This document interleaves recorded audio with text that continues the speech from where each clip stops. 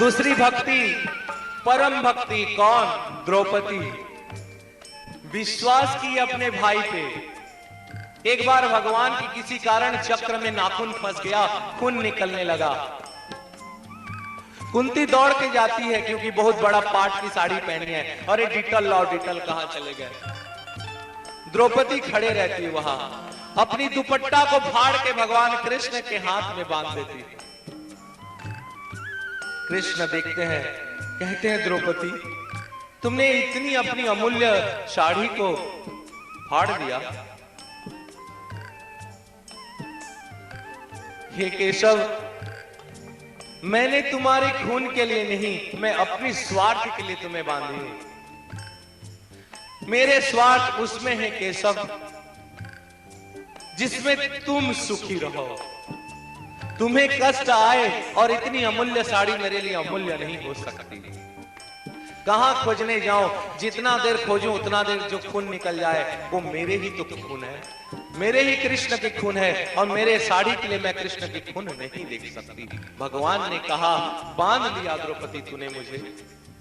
तभी तो जब द्रौपदी के समय आया और सहस्र यानी हजारों हाथी का बल वाला दुर्योधन जब खींचने लगा, द्रौपदी ने पूछा किसी से नहीं देखा और किसी की और, भीष्म पिता की और एक बार देखा, कुल की लाज है, मुंह फेर ली। पतियों के ऊपर देखा, मुंह फेर लिया। चारों तरफ देख के मुंह फेर गया। और क्या कही द्रौपदी ने? एकोपि कृष्णस्य कृत प्रणामा। हे कृष्ण, हे दीन बंधो, हे मुरारे, हे जगतपते, हे वैकुंठाधिपते, हे मनमोहन। पुकारने लगी। राशि आप जानते हैं कि साड़ी खींचते खींचते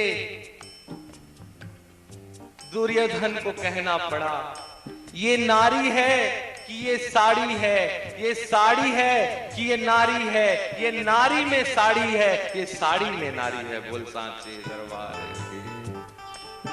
द्रौपदी ने पूछा कृष्ण आए जरूर, 2 मिनट पहले नहीं आ जाते, मेरी इज्जत बच जाती। कुरुसभा की मान से, मैं अपमान से मैं तुम्हारी, आए कृष्ण मैं मना नहीं करती, लेकिन 2 मिनट पहले आ जाते। कृष्ण कहते हैं पुकारा तूने? बोले हाँ। कैसे पुकारा?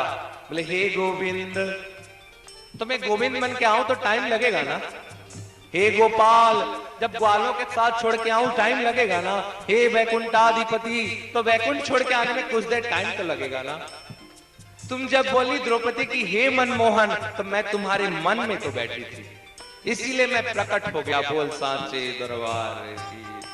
जब विपत्ति के समय और कुछ किसी के और ना ताके कृष्ण की तरफ शरण चले जाए, अपना जीवन चले जाए, तो मान लो कि वो दूसरा टाइप का भक्ति होता है। ना पैसे काम आता है, ना धन की बल, ना मान की बल, ना बाहुबल, और एक ही बल का काम आ सकता है, वो है केवल ईश्वर की कृपा, कृपा और कृपा। बोल सांचे दरबार।